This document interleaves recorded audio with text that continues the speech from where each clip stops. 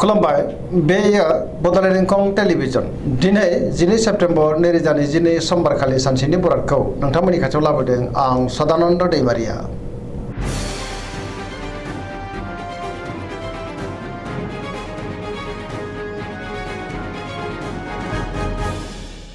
सिगां फरायनो लादों मेष राशि गिबि हांखो अ ल दिनैनि साना मोजां आरो गाज्रि गेजेरजों बाबेरलांगोन। सुथुरनि गाज्रि नोजोर गोग्लैनोबो हागौ। सोरजोंबा नांलाय खमलाय एबा एना एनिबो जानो हागौ। गुबुनजों बाङाय बुंनायानो गाहाम। मावनो लानाय खामानिखौ मावफुंनो हागोन। गोसोखौ दिनै जोबोर उसुखुथु मोनगोन। देहाया मोजाङै थागोन। बहानिफ्रायबा मोजां खौरांबो फैनो हागौ। रांखावरियाव मोजां। बेफार फालांगियावबो मोजां होनजायो। आयाबो बांगोन। सोरबा लोगोनि हेफाजाबखौ मोनगोन।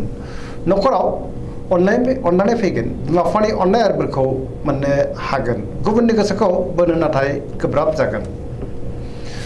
अब्लाबो गोसोनि बोलोआ बांगोन। समाजाव मान मोनगोन। देहाया बारा मोजां थानाय नङा। जानाय लोंनायाव सांग्रां जानांगोन। सेंग्रा सिख्लाफ्रा जोबोर रमान्टिक जागोन आरो गावबा गावनि गोसोनि साननायखौ फोरमायलायनोबो हागोन। वृष राशि गिबि हांखो इ उ ब दिनैनि साना जोबोर मोजां। गोसोखौ दिनै जोबोर गोजोननाय मोनगोन। गोसोनि बोलोआ बांगोन। मावनो लानाय खामानिखौ मावफुंनो हागोन। समाजाव मान मोनगोन। रांखावरियाव मोजां। बेफार फालांगियावबो मोजां होनजायो। आयाबो बांगोन। गुबुननि थाखाय गोबां मोजां खामानि मावनानै होनोबो हागोन। सोरबा लोगोनिफ्राय मोजां खौरां मोननो हागौ। गोबां मोजां खाबुबो मोननो हागौ। न'खराव बिसि फिसायनि गेजेराव अनलायनाय फैगोन। देहाया दिनै मोजाङैनो थागोन। जायखि खामानि मावा मानो मोनफ्रोमबो खामानिखौनो दिनै मोजाङैनो मावफुंलांनो हागोन। सिगांनि बबेबा आद्रा खामानिखौबो दिनै मावफुंनो हागोन। सोरबा लोगोनिफ्राय अनसायनाय मोनगोन।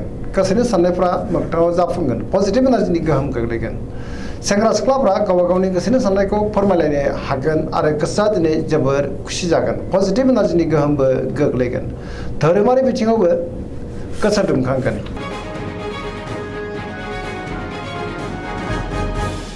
मिथुन राशि गिबि हांखो क स दिनैनि साना मोजां आरो गाज्रिनि गेजेरजों बाबेरलांगोन। गोसोखौ दिनै जोबोर उसुखुथु मोनगोन। नेगेटिभ एनार्जिनि गोहोम गोग्लैनो हागौ। सांग्रां जानाया गाहाम। मोनफ्रोमबो बिथिङाव माबा नङा माबा मोनसे जेंना फैनोबो हागौ। गियाननि आंखालबो जानो हागौ। जोबोर आला खाला जागोन। देहाया मोजाङै थागोन। अब्लाबो नाथाय जानाय लोंनायाव सांग्रां जानांगोन। रांखावरियाव मोजां।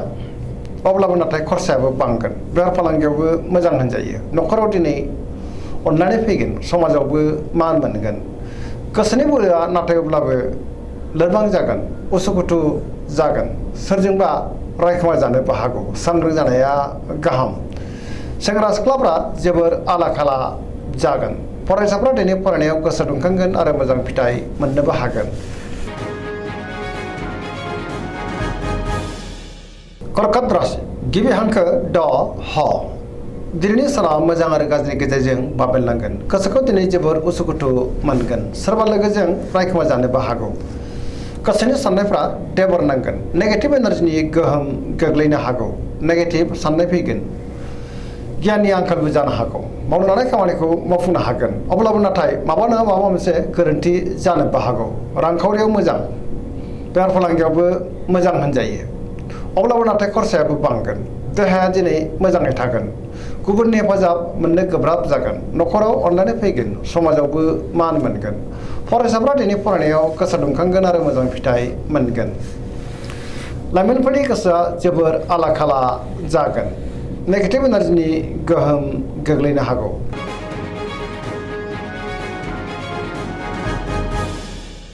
सिंह राशि गिबि हांखो म ट दिनैनि साना मोजां आरो गाज्रिनि गेजेरजों बाबेरलांगोन। गोसोआव नेगेटिभ साननाय फैगोन। गोथों आरो गोग्गो साननो रोंनाय नङा। मावनो लानाय खामानिखौ मावफुंनो गोब्राब जागोन। माबा नङा माबा मोनसे हेंथा फैनो हागौ। सोरबा लोगोनि हेफाजाबखौ लानांगोन।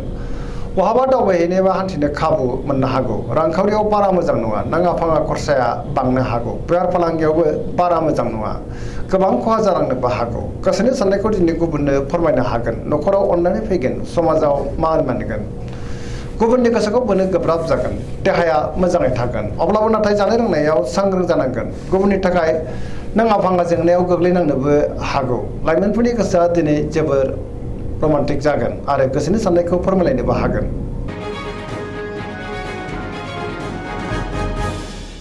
कन्या राशि गिबि हांखो प ट दिनैनि साना जोबोर मोजां गोसोआव बोलो बांगोन गोदान खामानियाव आखाइ होनोबो हागोन गोसोआव पजिटिभ साननाय फैगोन गोथों आरो गोग्गो साननो रोंगोन गियाननि आंखाल जानाय नङा रांखावरियाव जोबोर मोजां बेफार फालांगियावबो जोबोर मोजां देहायाबो दिनै मोजाङैनो थागोन न'खराव अननानै फैगोन गोबां खामानियाव दिनै मुखुबबो थागोन सोरजोंबा बाख्नाय जानोबो हागौ पजिटिभ साननो रोंगोन पजिटिभ एनार्जिनि गोहोमबो गोग्लैगोन लाइमोनफोरा जोबोर रमान्टिक जागोन आरो गावबा गावनि गोसोनि साननायखौ फोरमायलायनोबो हागोन फरायसाफ्राबो दिनै फरायनायाव गोसो दुंखांगोन आरो मोजां फिथाइ मोननोबो हागोन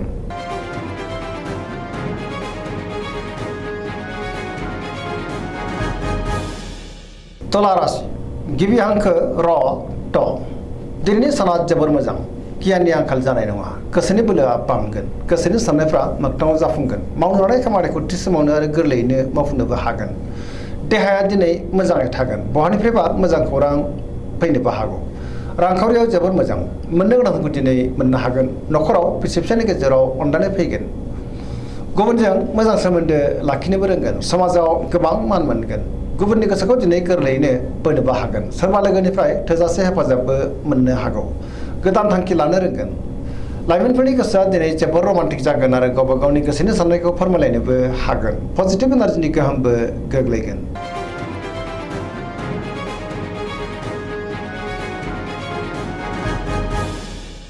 वृश्चिक राशि गिबि हांखो न स दिनैनि साना जोबोर मोजां पजिटिभ एनार्जिनि गोहोम गोग्लैगोन समाजाव लोगो लेवा बांगोन सोरबा गोजाम लोगोजों बहाबा लोगो मोनज्लायनो हागौ गोसोआव गोग्गो आरो गोथों साननाय फैगोन मावनो लानाय खामानिखौ थि समावनो आरो गोरलैयैनो मावफुंनोबो हागोन गुबुननिफ्राय हेफाजाब मोनगोन गोसोनि साननायफ्रा मोगथाङाव जाफुंगोन गोसोनि बोलोआबो बांगोन समाजाव दिनै मान मोनगोन न'खराव बिसि फिसायनि गेजेराव अननानै फैगोन रांखावरियाव मोजां अब्लाबो नाथाय खरसायाबो बांगोन बेफार फालांगियाव मोजां होनजायो देहाया दिनै मोजाङैनो थागोन गुबुननि थाखाय गोबां मोजां खामानि मावनानै होनोबो हागोन फरायसाफ्रा फरायनायाव गोसो दुंखांगोन आरो मोजां फिथाइ मोनगोन लाइमोनफ्रा जोबोर रमान्टिक जागोन आरो गावबा गावनि गोसोनि साननायखौ फोरमायलायनो हागोन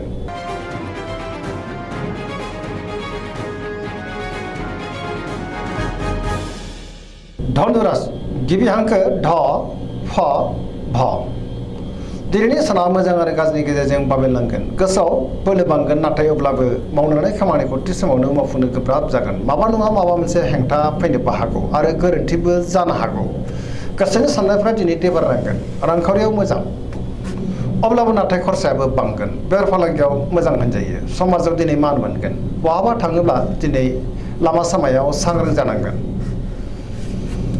देहाया दिनै बारा मोजां थानाय नङा जानाय लोंनायाव सांग्रां जानाया गाहाम न'खराव दिनै अनलायनाय फैगोन बिदा फंबायनिफ्राय हेफाजाबखौबो मोननो हागोन बहानिफ्रायबा हरखाबै गाज्रि खौरांबो फैनो हागौ लाइमोनफोरनि गोसोआ दिनै जोबोर आला खाला जागोन गावबा गावनि गोसोनि साननायखौ नाथाय फोरमायलायनो हागोन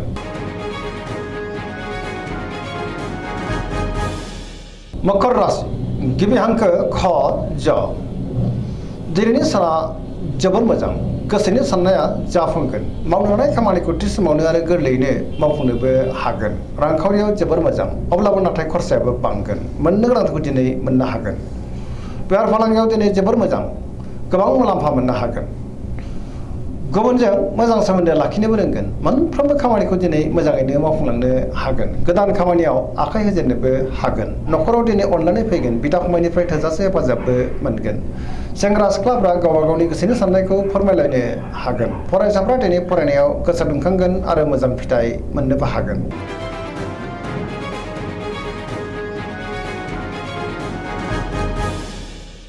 कुम्भ राशि गिबि हांखो ग स दिनैनि साना मोजां आरो गाज्रिनि गेजेरजों बाबेरलांगोन गोसोखौ दिनै जोबोर गुलाय गुजाय मोनगोन मावनो लानाय खामानिखौ मावफुंनो हागोन अब्लाबो नाथाय माबा नङा माबा मोनसे गोरोन्थि जानोबो हागौ बहानिफ्रायबा हरखाबै गाज्रि खौरांबो फैनो हागौ समाजाव मान मोनगोन गोबां मुंदांखा सुबुंजों दिनै लोगो मोनज्लायनो हागौ रांखावरियाव मोजां बेफार फालांगियावबो मोजां होनजायो अब्लाबो नाथाय खरसायाबो बांगोन देहाया बारा मोजां थानाय नङा गोबां रोखोमनि देहायारि जेंनाजों मोगा मोगि जानांनो हागौ न'खराव दिनै अनलायनाय फैगोन गुबुननि हेफाजाबखौबो मोननो हागोन बिमा बिफानि अननाय आरो बोरखौ मोनगोन बहाबा दावबायहैनो खाबु मोननो हागौ अब्लाबो नाथाय सांग्रां जानांगोन नेगेटिभ एनार्जिनि गोहोम गोग्लैनो हागौ